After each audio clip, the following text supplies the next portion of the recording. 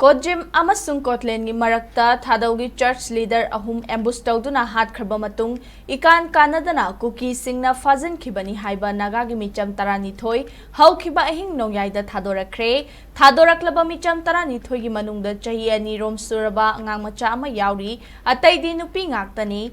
Makhoi taranithoi adu Houkhiba Ahing Nongyai matung pung amarom taba matamda Kangpokpi district ki manung channa Molnong Kuki Khulda Thamlambani Hairi, Madugi Matung, Manipur Police Amadi Central Force ki personnel Singna Puraktuna ngase pung mga rom taba duwaida District Asimaki Makhan Village ta tek takay dana yaurok pangamkhibani Thadorakhre Meecham taranithoi aduga punna faminakhiba nupa tarukti hauzik fawba thadoraktabaga loinana mafam khangdana leiri makhoi taruki punsi kari phibamda leiramgadage haibagi mipaiba naga miyamda leinari amaromda ngase ayuk Makhan Village ta yaurakhre Meecham taranithoi nasu hauzik fawba mafam khangdana leiriba miyoi taruk asi tek takaidana thadok piraknaba apil tawrakli loinana ngasi Thadorakhre miyoi taranithoi asina phajinduna thamlingai manungda thengnakiba awaba singli thokpada leihoriba makhoi taruki punsi kari oigadage haibagi akiba ama leibadagi chapchaba wafam phongdorakhide amaromda Kukina Thadoraklaba miyoi taranithoi hauzik Makhan Village ta changjafam lauduna leiriba asida Paumi Singh Chatuna Unaki Adumakpu Thaudo adugi matangda makhoidagi marik chumba wafam phangba ngamkhide adumakpu matau karamna makhoibu thamkhibagi haibagi matangda phongdorakhi khanghaudana akhoi si khamo hai moina ko aduga khamo hai kanda kullomdagi luhongba chalaga halakpa mi su khamba aduga lain phonglomdagi bazaaromdagi karba akhoi busu khamba ko adu karigino kari matangino khamo hai ba ko aduga nupi phaji kumon pa phaji kumon haye aduga akhoi si kumme pakhatlaga kumba matamda moi sina kumo haraga nupa si side tongana ne pubi hre ba aduga akhoi nupi sina ne tongana ne nupi sina pubi hre aduga Icha inau singsi moi si nupa taruk si gari da hapaga pugre adu krai da pugrab no khangde akhoi isamak akhoi yauraga ini pak no ne icha inau khatane pastor ni ne icha inau sing khatane aduga akhoi si bu puraga community hall amada thamaga ising chu moi na piye ko aduga ngahak lairaga skulom da chase na pubiba matamda ngahak lairaga moi si laaga akhoi si mit pungre ko aduga Tinglom da pubire akhoi bo chak bijaye adu chu wakha wabna cha chu than chu kangre aduga tumhale aduga cha chu pithe adu chu akhoi chu nungai pham khangre ngasi phaw manungda ne akhoi bo nupi tarani thoi angang siga tarani thoi sida tek da kai da na yaw hanbire akhoi bo ko adugumna icha inau sing moi taruk tu adu chu tek da kai da na thadok piro hairane moi bu ne ai wakhanda ai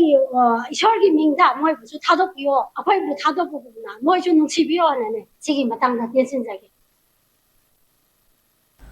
Nakalamaromda Kuki Singh Maikaidagi Meecham taranithoi Thadorakpa duga mari leinana Foothills Naga Coordinating Committee FNCC gi convener NG Akuina Paumi Singh da hai Kojim amadi Kotlen da Houkhiba thogdoki matungda Kuki militant Singna Konsakhul gi Meecham miyam phajinduna thamlibasi maram chade athuba matamda Thadorakadabani mara leitaba karisu khangjadaba Meecham miyam phajilaga thambagi wahanthok karino housing mafam khangdana phajinduna thamliba naga furuki nupa taruk athuba matamda miyoibagi minungsi yenglaga thadokpiyo Joint Tribe Council amadi FNCC nasu Phajinkhibani miyoi sing tek takaidana Thadoraknaba pung taranithoi gi matam thaba laikhre masida sunatana UNC nasu ngasi numidang wairam pung taruk fawbagi manungda Phajinkhibani miyoi sing Thadoraknaba matam tharaga leiribani housing mafam khangdana phajilaga thamliba miyoi taruk Thadoraktaba tarabadi maduda thorakpa fafatagi tekchak puba ngamloi laimakhongda Indian Army leina Kuki militant singna Meecham miyam phajinba matamda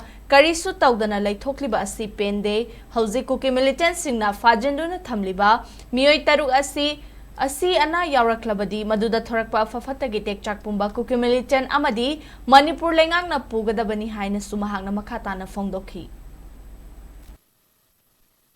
ngarang nahan Konsakhulgi mi 18 phaki budo ngasi ayuk mi taranithoi nupi angang yauraga thaduk pire adugi maraktuda hojikse mi taruk nupa tarukti thadoktana lehori aduga ekhoi naga gi side su Kuki tramari se Thadorakhre akoina hangningiba question se